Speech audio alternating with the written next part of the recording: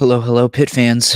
Welcome to the media suite at the Petersen Events Center. I'm taking on a little bit of a different background this time. I'd been out, in the stands for these first few live shows that we've done, but uh, taking a bit of a different angle.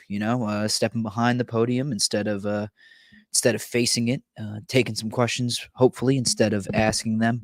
After Pitt's dominating win over Jacksonville, the Panthers are, excuse me, let me pull the stats up. Let me just make sure I get everything right. They're 107-56 winners over the Dolphins at the Petersen Events Center tonight. They are 4-0 for the first time since Jeff Capel's first year in Pittsburgh. They went 6-0 that season before, I think, finishing with less than 20 wins. So a hot start for the Panthers and a really good win for them today.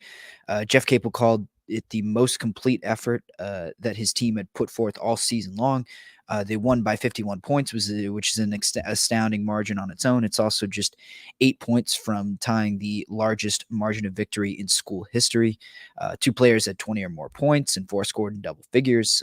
They topped 100 points for the second time this season, while holding Jacksonville to just 32% shooting from the field and 37%, 6.7% from three, 1 of 15. I'll repeat that again, 6.7% from three.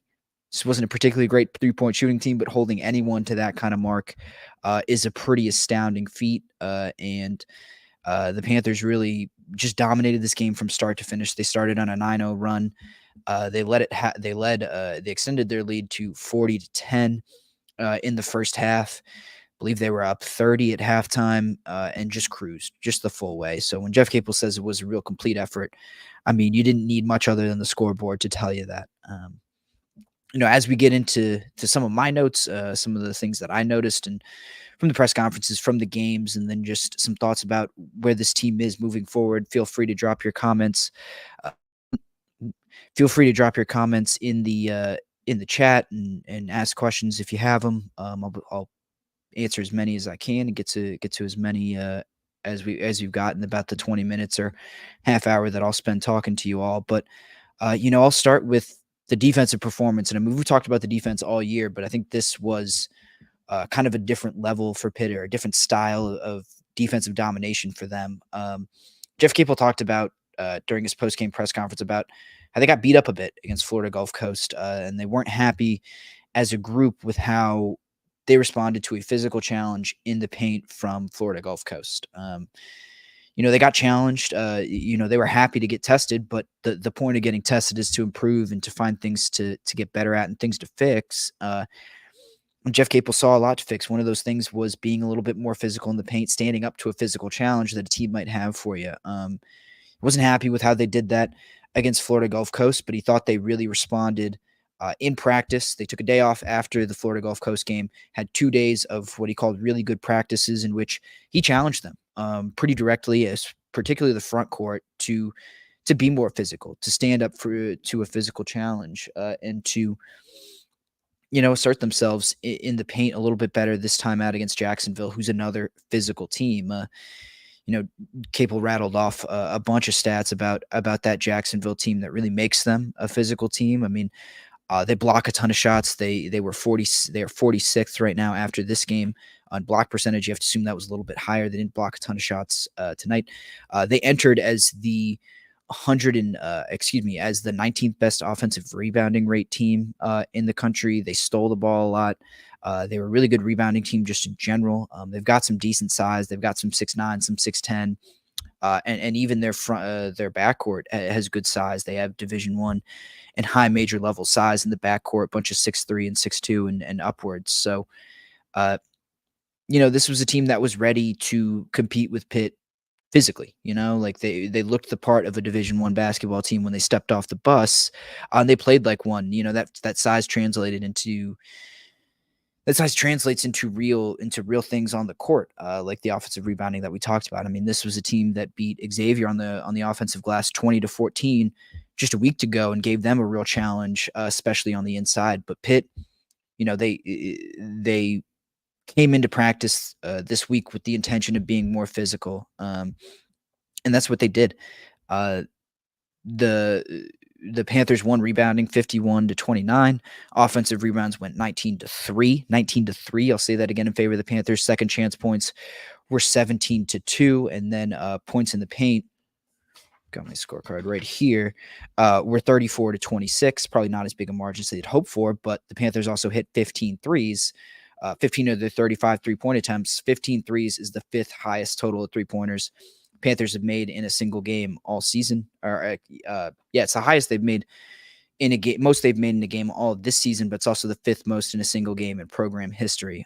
So, they were lighting it up from the outside and didn't really need to score on the inside, but they certainly could have. And like I said, this is a team that was absolutely going to challenge them physically. I think you look at the name on the front of the jersey, and you look at the KenPom rankings, and you assume that Pitt should be just automatically better than them. And that's true to a certain extent, but this team still does certain things really well. And one of those things is challenge teams physically. And you saw that even in the backcourt as well. You saw that on the inside. It was a pretty, in hindsight, the way that the players and Jeff Capel talked in their post-game press conference, I guess not all that surprising. They seemed to anticipate this challenge from Jacksonville, but coming in, I didn't really know that much about Jacksonville. I didn't know that that was the style that they played with, and that was something that they were trying to do. But Pitt knew that was a goal of theirs, was to rough you up a little bit physically and make you uncomfortable. But Jacksonville really wasn't able to do that at any point. They tried their best. Jeff Capel actually was assessed a technical foul in this game after Ish Leggett went down after a hard foul, a flagrant foul on Stephon Payne. I didn't see it live. I saw people saying that, they on the replay, they saw Leggett get pushed in kind of the chest or the neck area, and Jeff Capel certainly didn't appreciate that. So he walked down on the court, seemed to be just as mad with the officials as he was with Jacksonville's players. Didn't end up getting his technical, but did also get the flagrant foul, and maybe picked up a few brownie points with his team for kind of backing them up after some physical play from their opponents. But yeah, like I said, a pretty surprisingly chippy game that Pitt survived. Well, not just survived, but they thrived in it. They didn't let physicality knock them off of their spots, knock them out of what they wanted to do. It was something that Jeff Capel highlighted, particularly about Carlton Carrington, Bob Carrington, a freshman point guard. For a guy his age and with his kind of experience to walk into a game like that and to be able to stand up to that type of physical challenge right away. There's a huge difference between the high school and college levels. D3, D2, and obviously D1 and Power 5, in terms of just how much you get hit, how much contact is allowed, and just how strong your opponents are. Tons of veterans on Jacksonville's backcourt as well. They're a pretty typical mid-major team in that way, where they try to build around experienced guards and try to win that way and win kind of through the outside. They just don't have the same kind of size that Power 5 teams do. So through these first few games, the backcourt, particularly, think about Carrington and Lowe. Those guys have been challenged in a different way than they're really used to stand up to a physical challenge. And Jeff Capel was happy with how, there is both standing up to physicality is both a mental and a physical thing. You have to not only be strong enough to take those hits, but you have to be strong enough mentally to not let it take you out of the skilled things that basketball players need to do, especially as a ball handler.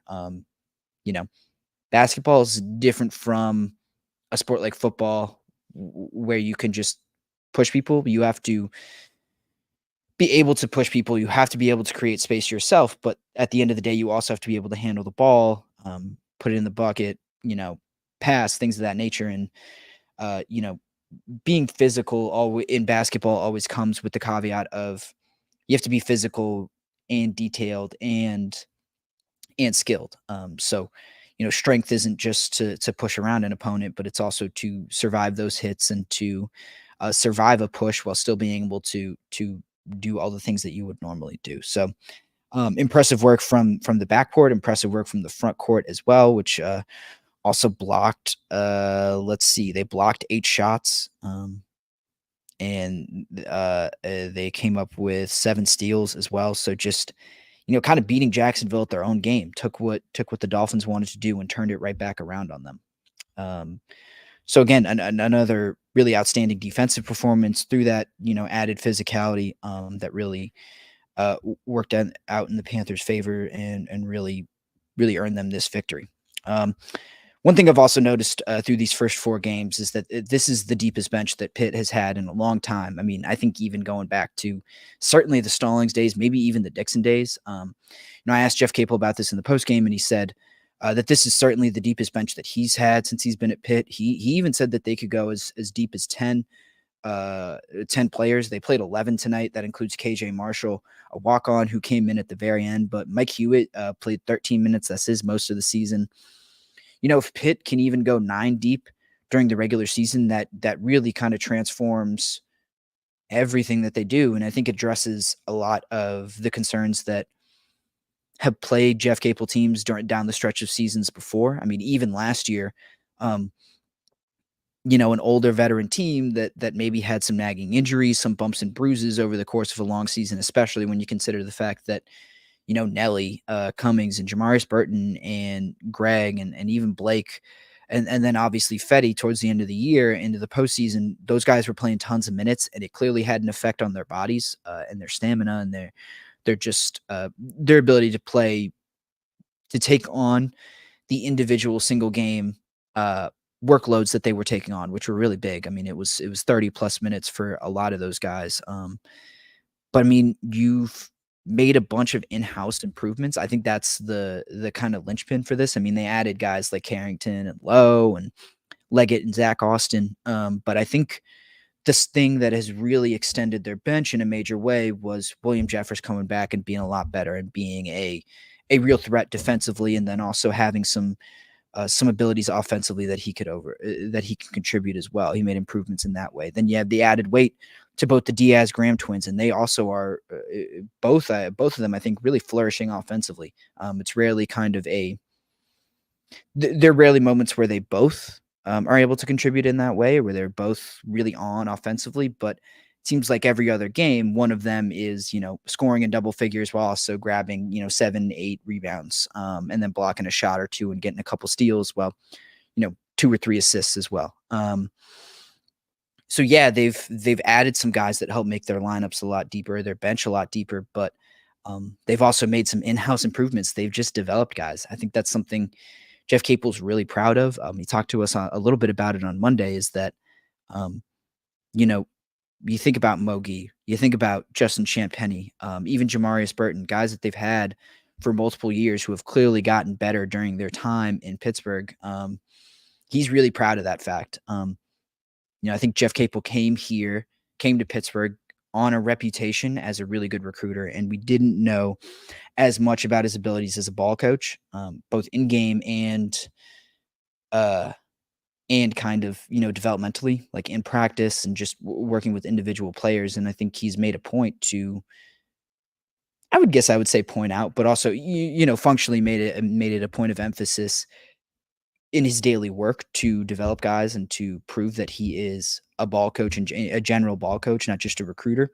But also to kind of point that out to us, like he did it last year a little bit, and he's done it at a couple different points this year to point out adjustments he's made in games, but then also, guys that he's developed. And that second part, I think, has been huge for them so far this season, and will continue to be moving forward, is the elevation of the twins and William Jeffers really coming along and returning from his injuries and everything. But to become a really deep bench and a team that is more capable of deep runs in the postseason and, not just in the NCAA tournament, but ACC tournament, and then down the stretch of the regular season, because they have such a deep bench and they have guys who you feel really confident in stepping in if, Fetty picks up foul trouble like he did tonight. I believe he had 4, or, Jeffers had 4 as well, but didn't really affect their depth. I mean, Zach Austin had 2.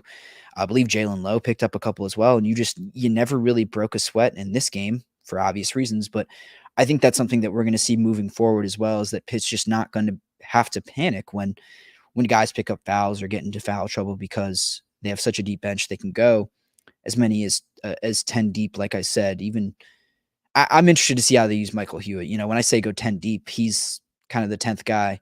I think he's a good shooter. What else he can do, we'll kind of have to see. But I think he adds another dimension as well. So, it's the combination of good additions and development, like I talked about, that really make that bench so deep. Um, Other kind of notes, some loose notes. Those were kind of the big points I wanted to get to. But I mean, Blake Hinson, another fantastic game. I think he's really rounding into form as the bona fide best player on this team. Something we kind of expected of him, and something he maybe, he had a great game against Binghamton. But the other games, I guess you could call them underwhelming. He didn't have to do much, and didn't. But tonight, 25 points in 20 minutes, 7 of 16 from the field, 4 of 9 from three, 7 of 5 from the free throw line. Grabbed 5 rebounds as well. Drew 5 fouls, was 7 of 9 from the free throw line, or 6 rebounds, actually, excuse me. Kind of a vintage Blake performance, and just you can notice the way that he expands a defense. He forces a defense to pay so much attention to him that it opens up so many things for everyone else. Speaking of opening things up for everyone else, Jorge Diaz-Graham had a career night. He scored 23 points and grabbed 10 rebounds. That's a career high in points, a career high in rebounds as well. Also his first double-double of his career. He just snuck in that double-double with a rebound off of, I think, Jacksonville's last shot of the game. It was a miss, and he corralled it.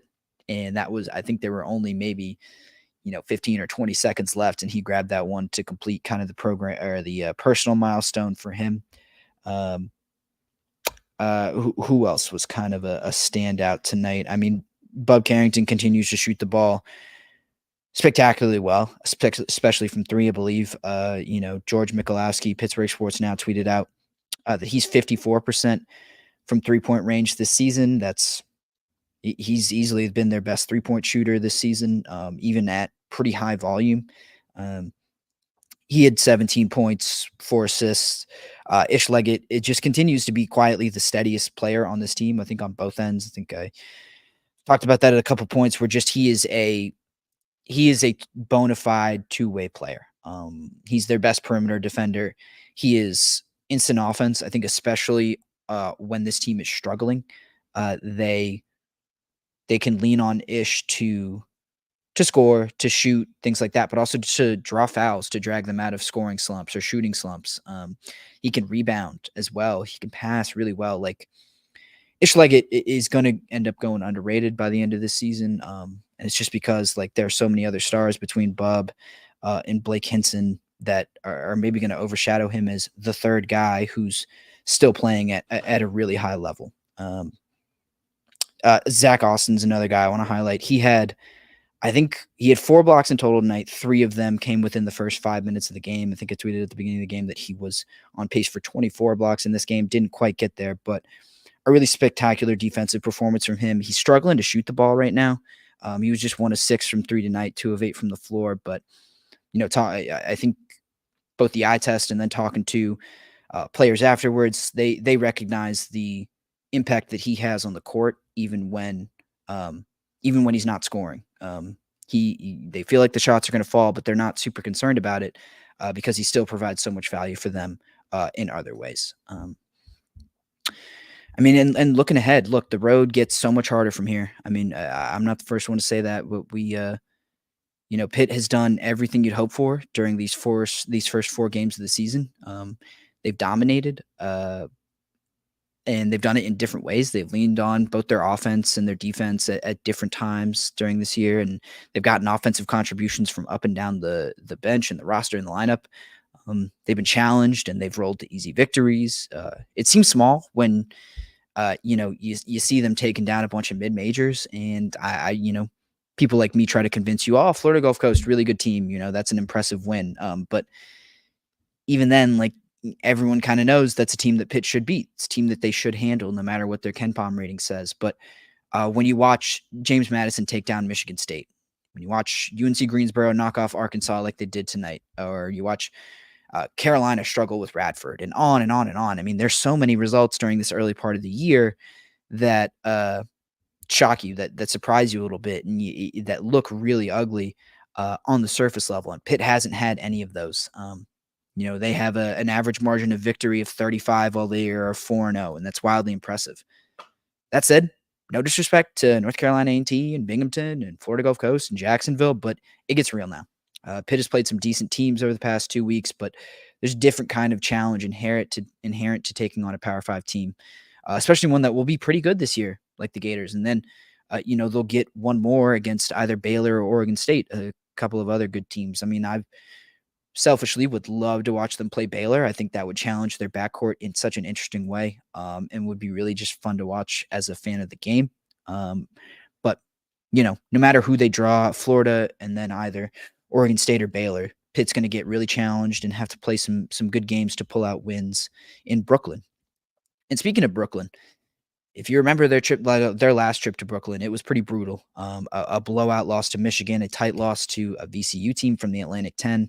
Not really what you want if you're Pitt. But Jeff Capel walked away from that game and that trip, and he said this to us a bunch last season, and then he said it again today. He felt like that VCU game was a real turning point for the season and for that team.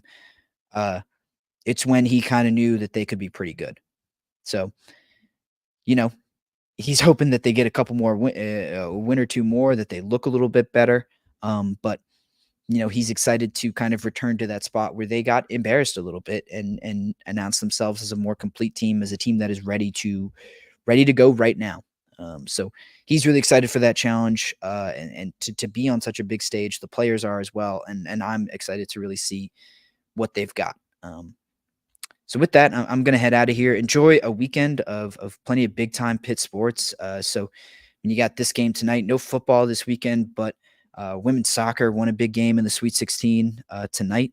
You got volleyball taking on Louisville in a top 10 matchup at the Pitt. They're trying to set a Pitt volleyball attendance record. I would absolutely advise if you can make it down to the Pitt tomorrow. I believe the match begins at 1 o'clock, but I would absolutely recommend you be here to help them reach that mark. It'll be a great game and certainly worth your time. And then keep following that women's soccer run as they roll through to the Sweet 16. They're a fun team to watch as well. Just took down number 2 Arkansas tonight. And then, next week, final football week of the year, and exciting, Feast Week basketball slate, like I mentioned. So thank you all for tuning in to another Inside Pitt post-game report. Like I said, make sure to stay tuned through the weekend and then into next week for some more coverage of this game. And then, like I said, the final week of the football season and an exciting season of basketball. Have a happy Thanksgiving as well. I'll talk to y'all before then, but make sure to subscribe to us on YouTube. That's youtube.com/@InsideThePanthers. Like I said, follow all the reporting at InsideThePanthers.com. Appreciate you all tuning into this video. Have a good weekend, and I'll see y'all later.